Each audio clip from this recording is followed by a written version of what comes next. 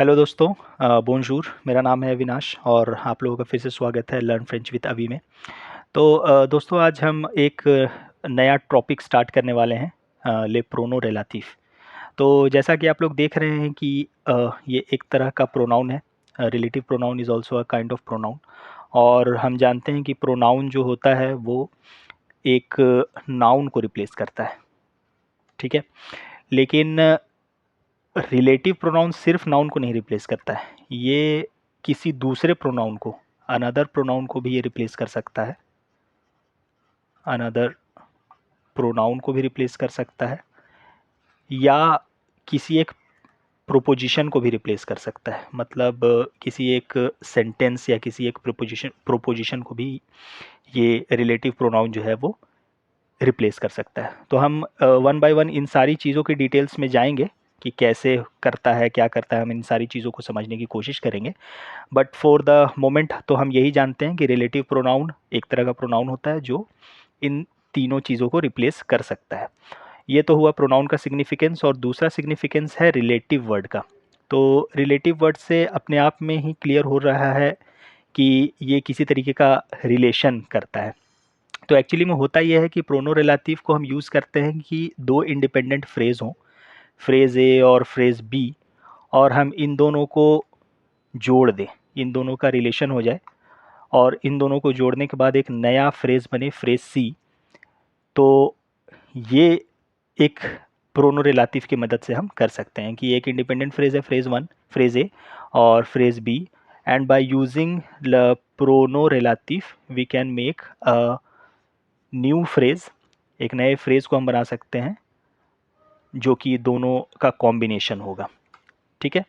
अब हम एक एग्ज़ाम्पल देखते हैं और उस एग्ज़ाम्पल से इसको समझने की कोशिश करते हैं कि प्रोनो रिलेटिव कैसे दो इंडिपेंडेंट फ्रेजेस को जोड़ने में मदद करता है। जैसे मान लीजिए कि एक फ्रेज़ है कि nous avons écrit le scénario। nous avons écrit le scénario du film, ठीक है। हमने फिल्म का स्क्रिप्ट लिखा। ये एक इंडिपेंडेंट फ्रेज़ है, ये मान लेते हैं फ्रेज़ ए है। और फिर भी हमारे पास एक दूसरा फ्रेज़ है, फ्रेज़ बी, जिसमें ये लिखा हुआ है कि एल एला रेalize स फिल्म,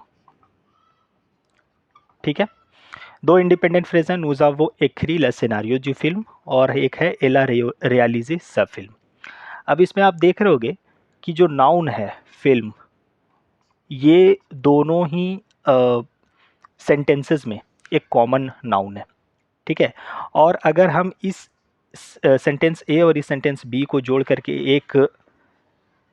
एक कंपोज्ड सेंटेंस बनाने की कोशिश करें तो वो कैसा होगा? वो कुछ इस तरीके का होगा कि nous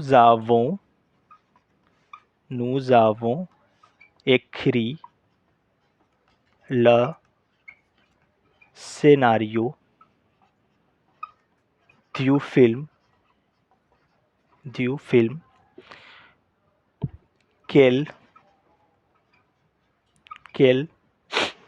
a réalisé, ठीक है। तो अब ये सेंटेंस सी बन गया। इस सेंटेंस सी का मतलब क्या है कि हमने उस फिल्म का स्क्रिप्ट लिखा जिसे उसने रिलीज़ किया, ठीक है। इंडिपेंडेंट फ्रेज थे कि हमने फिल्म का स्क्रिप्ट लिखा और उसने उस फिल्म को रिलीज़ किया। तो अब हमने क्या किया, इन दोनों सेंटेंसेस को मिला करके एक नया सेंटेंस बनाया कि हमने उस फिल्म का स्क्रिप्ट लिखा जिसे उसने रिलीज़ किया, ठीक है। अब यहाँ पर एक टर्म आप लोगों को समझना बहुत ज़रूरी है। प्रोनो रिलेटिव जब हम पढ़ते हैं तो उसमें एक टर्म आता है लॉन्टिसीडेंट का, जिसको हम लोग इंग्लिश में एंटीसीडेंट बोलते हैं। लॉन्टे सेदों, लॉन्टे सेदों, ठीक है। एंटीसीडेंट। अब ये एंटीसीडेंट क्या होता है? एंटीसीडेंट एक्चुअली में उस नाउन को हम कह सकते हैं या उस दूसरे प्रोनाउन को कह सकते हैं या उस प्रोपोजिशन को हम कह सकते हैं जिसे जिसे रिप्लेस करके या जिसे रिमूव करके हमने एक नए सेंटेंस को बनाया। ठीक है, जैसे इस केस में हमने किसको कौन सा कॉमन नाउन लिया था, फिल्म का, तो इस केस में फिल्म जो हो गया वो एंटीसीडेंट हो गया। यूजुअली ये जो एंटीसीडेंट होता है ये रिलेटिव प्रोनाउन के जस्ट पहले होता है।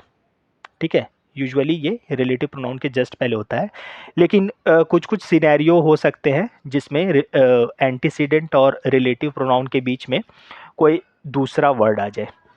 जैसे हो सकता है कि वो कोई दूसरा वर्ड हो। ऐसे ऐसे बहुत सारे सिनेरियो होते हैं। जैसे एक सिनेरियो होता है कि बीच में कोई दूसरा प्रोनाउन आ जाए।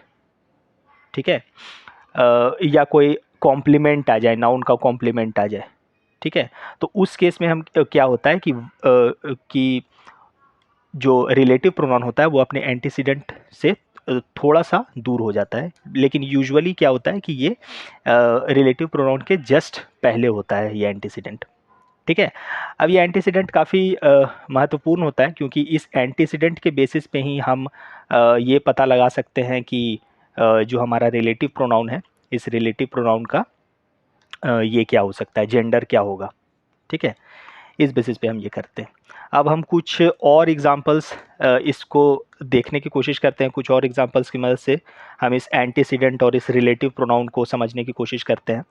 जैसे आप को मैं एक फ्रेज़ देता हूँ कि il a eu, il a eu un accident, il a eu un accident avec la voiture, avec la voiture que son père lui avait prêté। तो दोस्तों अब इस सेंटेंस में आप मुझे बताएं कि रिलेटिव प्रोनाउन कौन सा है और उस रिलेटिव प्रोनाउन का एंटीसीडेंट कौन सा है। Il a eu un accident avec la voiture que son père lui avait prêté।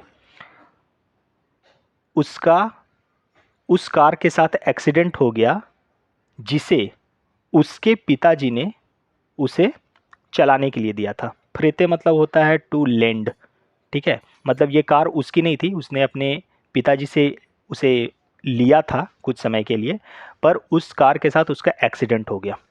ठीक है, तो इस केस में हम क्लियरली देख सकते हैं कि यहाँ पर रिलेटिव प्रोनाउन क है। ठीक है, रिलेटिव प्रोनाउन, और ला वच्यूर जो है वो यहाँ पर एंटीसीडेंट है। ठीक है, ये रिलेटिव प्रोनाउन के जस्ट पहले हुआ। तो हम ये यहाँ पर फिगर आउट हमने कर लिया कि ला वच्यूर इज द एंटीसीडेंट। एक और एग्जांपल आप देखें और उसमें भी देखें कि जैसे इसी को अगर मैं ऐसे लिखूं कि इला you un accident, il a eu un accident avec la voiture dont les